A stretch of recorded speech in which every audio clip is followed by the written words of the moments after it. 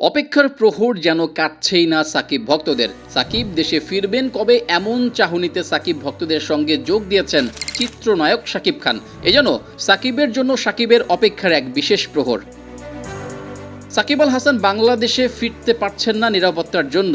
তার বিরুদ্ধে দায়ের করা কেস এর জন্য দেশে ফিরে আবার নিজের বাসস্থান আমেরিকায় ফিরতে পারবেন কিনা এমন নিশ্চয়তা যখন কেউ দিতে পারছে না, তখন সাকিবের দেশে আসার সম্ভাবনাও কমে গিয়েছে অনেক গুণে। আর এতে সাকিব ভক্তদের সঙ্গে জোট বেঁধে ভাবনায় পড়েছেন নায়ক শাকিব খান। বিগত বছরে সাকিবকে এক মঞ্চে বহুবার দেখা গেছে। দেখার কথা ছিল বাংলাদেশ প্রিমিয়ার লিগের মঞ্চেও। সাকিব আল হাসান খেলবেন আর শাকিব খান তা ভিআইপি বক্সে বসে উপভোগ করবেন।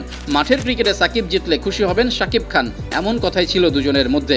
কিন্তু সে আর হলো কই। শাকিব খানের দলে খেলার কথা থাকলেও সাকিব আল হাসান বিপিএল খেলতে পারবেন কিনা এ নিয়ে রয়েছে যথেষ্ট সন্দেহ। যাদের বড় স্বপ্ন আমার তাদের সাথে থাকতে একটু ভালোই লাগে। সন্দেহ থেকে অনিশ্চয়তার পাল্লা বেশ ভারী হচ্ছে। সাকিব আল হাসান বিপিএল খেলতে না পারলে শাকিব খানের দল রিমার্ক ঢাকা ক্যাপিটালসের হয়েও খেলতে পারবেন না। আর এতে শাকিব খানের আশায় খানিকটা গুড়ে বালি পড়ার মতোই অবস্থা হবে। ক্রিকেট মাঠে সাকিবকে নিয়ে বিজনেসে নামার কথা ছিল শাকিব খানের, কিন্তু সে ব্যবসা যেন শুরুর আগেই শেষ হয়ে গেছে।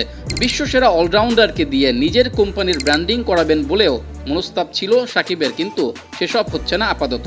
আর এখানেই প্রশ্ন আসছে, শাকিব খান কি পারবেন সাকিব আল হাসানকে বাংলাদেশে ফেরাতে?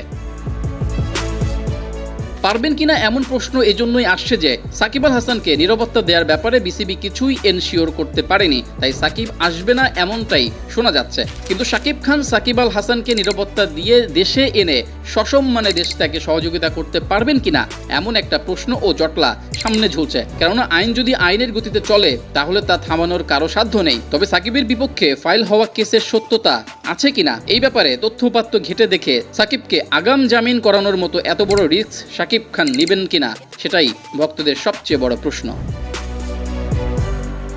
দুঃখের খবর হলো, এতটা জটিল প্রক্রিয়া সম্পন্ন করে শাকিব খান সাকিব আল হাসানের জন্য এত কিছু করার সম্ভাবনা নেই বললেই চলে। সাকিব যদি নিজ থেকে কোনো সুরাহা করতে পারেন তাহলেই কেবল তার দেশে আসার সম্ভাবনা আছে। আর যদি তেমনটা না হয় তাহলে বিপিএলে শাকিব খান থাকলেও সাকিব আল হাসানের থাকা হবে না।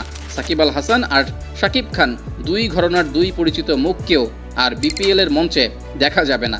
তাই যা করার সাকিবকেই করতে হবে, তাহলেই শাকিব খানের দলে তার খেলা হবে।